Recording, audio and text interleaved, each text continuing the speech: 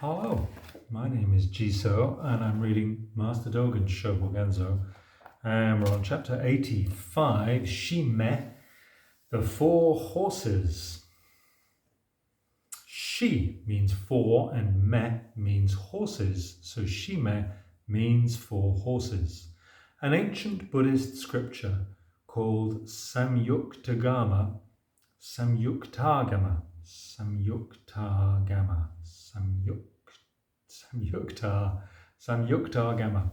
contains a story about four kinds of horses.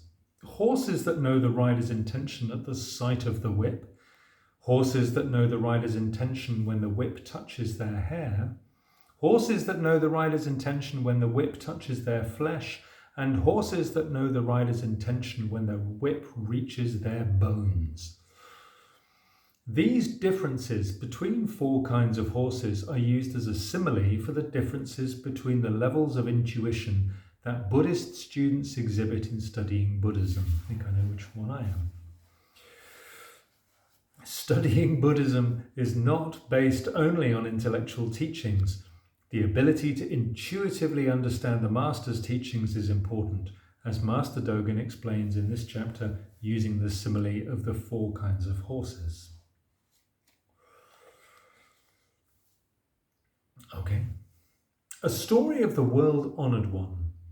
One day, a non-Buddhist visited the place where the Buddha was, and he asked the Buddha, "I do not ask for words.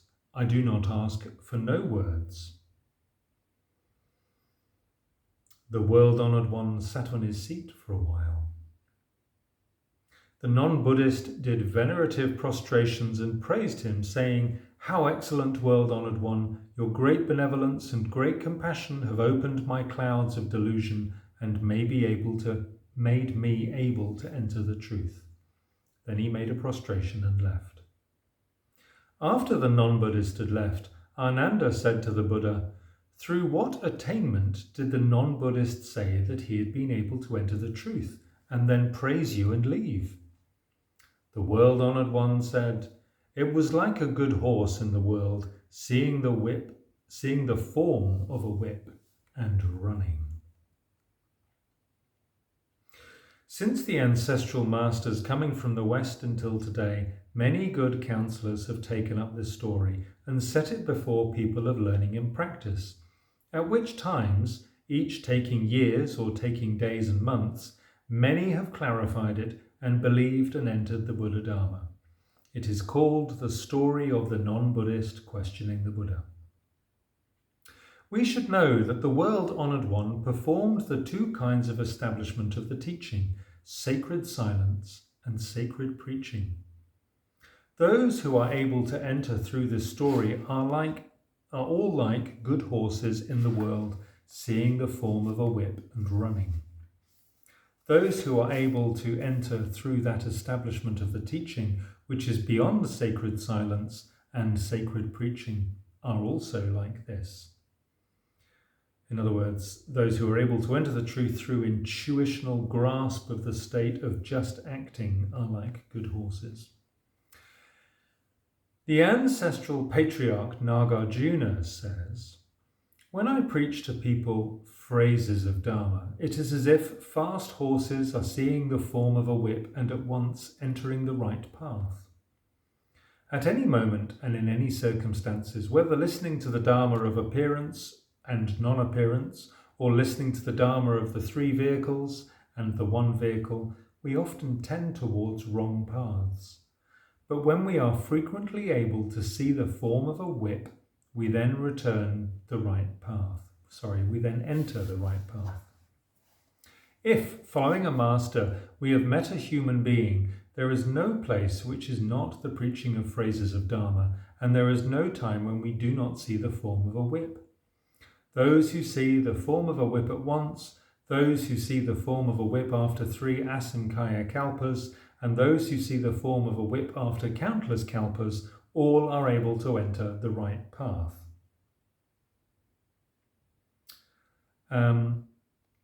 3 asamkhaya kalpas is the time it takes to become a bodhisattva, a kalpa being an immensely long time, eons, and asimkaya being countless, so countless eons or a lifetime.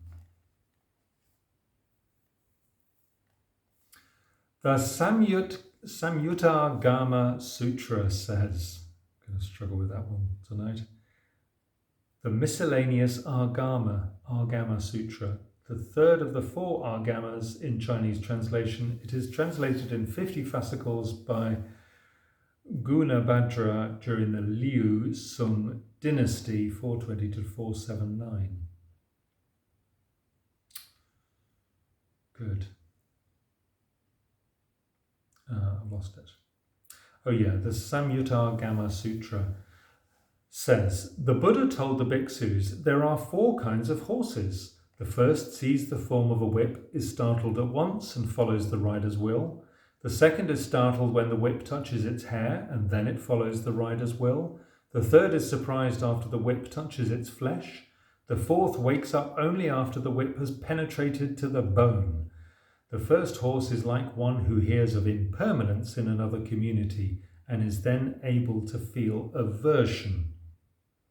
3 footnotes here. One who hears impermanence or inconstancy, in this case means death or disaster, in another community,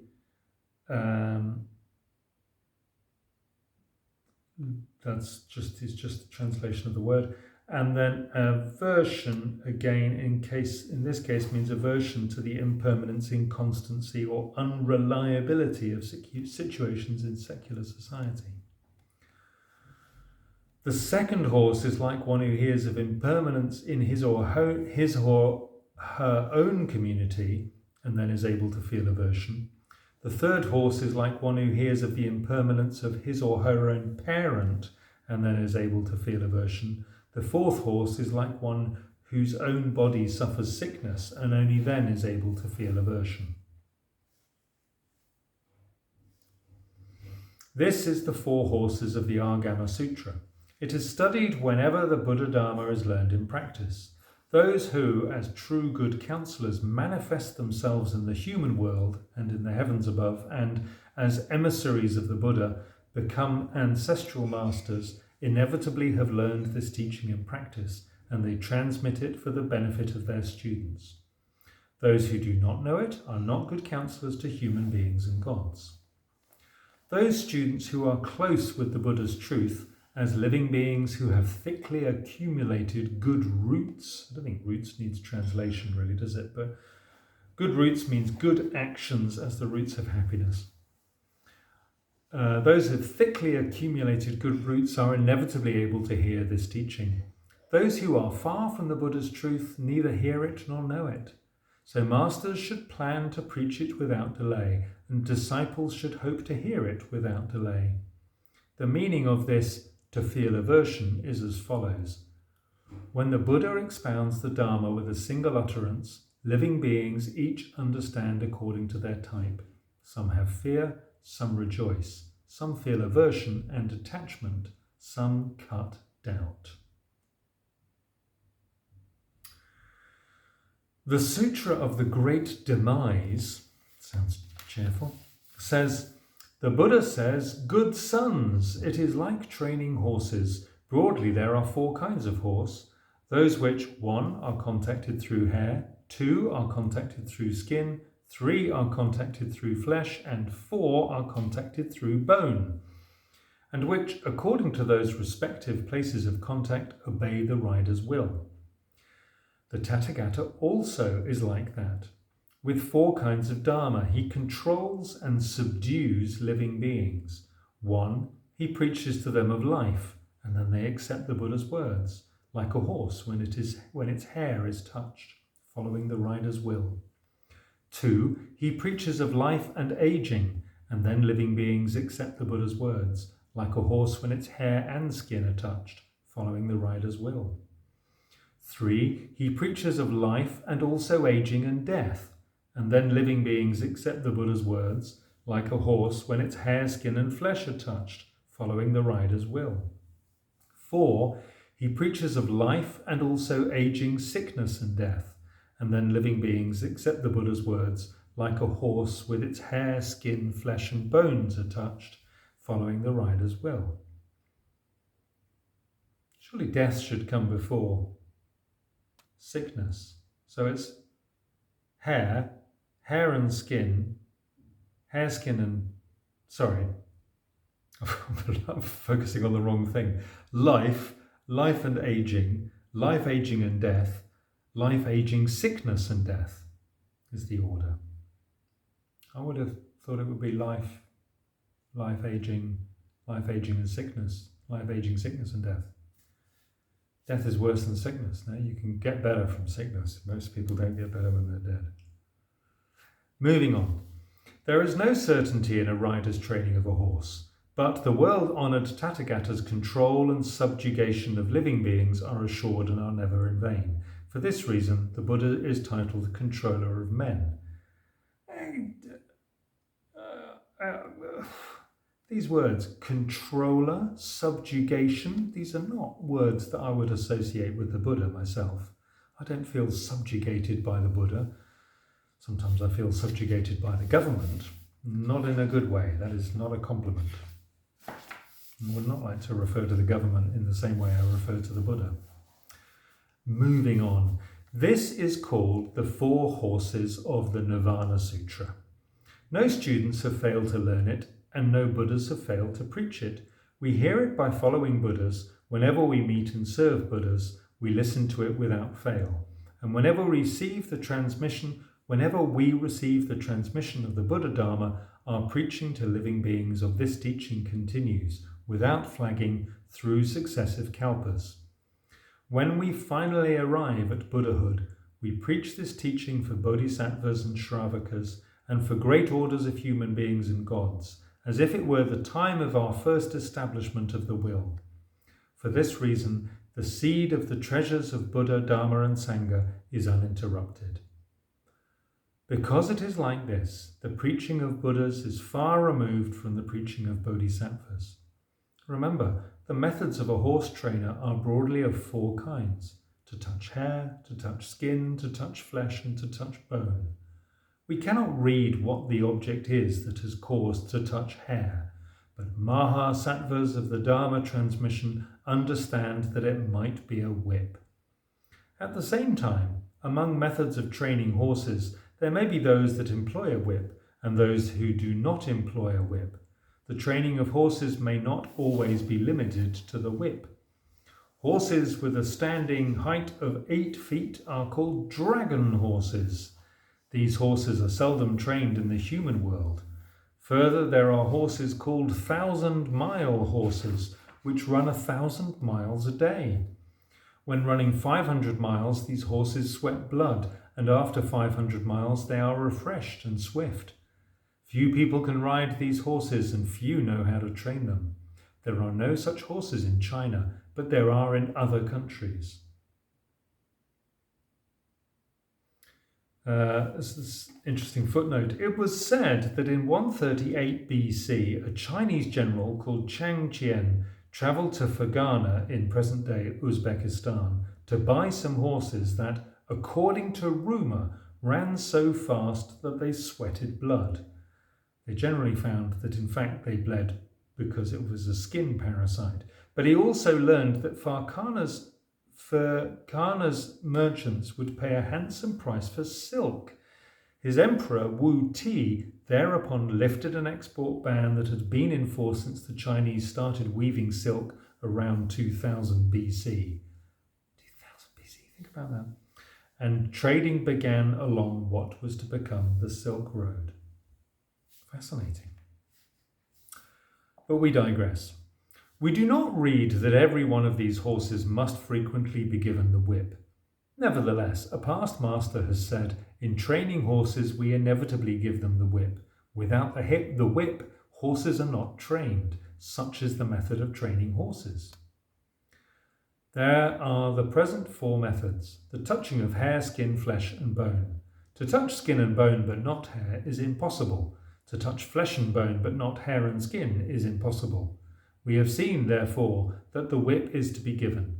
That this is not explained here in this present quotation is due to the lack in the sentences.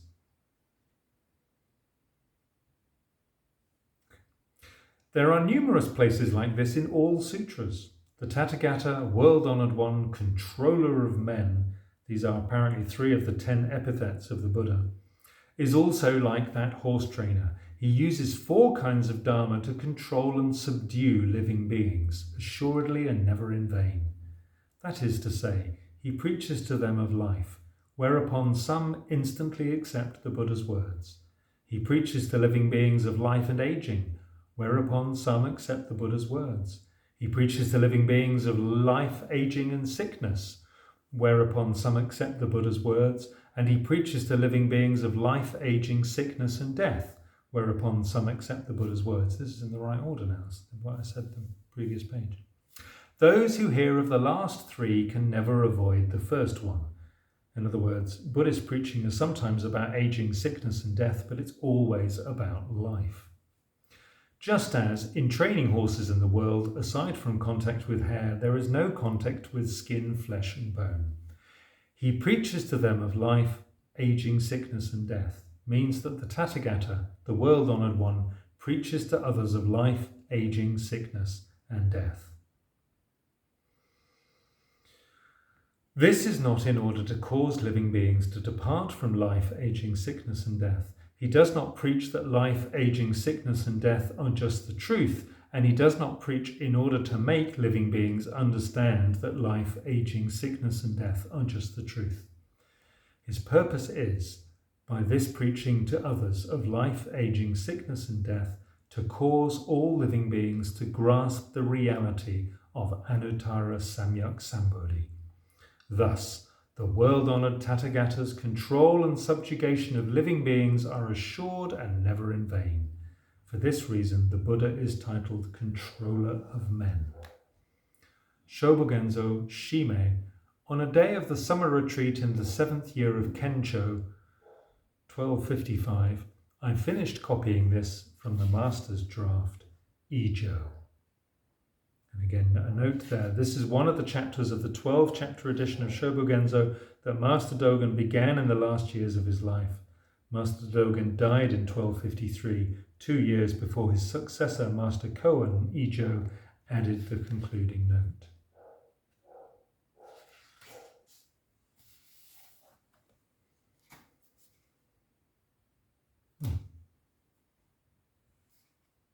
Great. Thanks for listening. Take care now.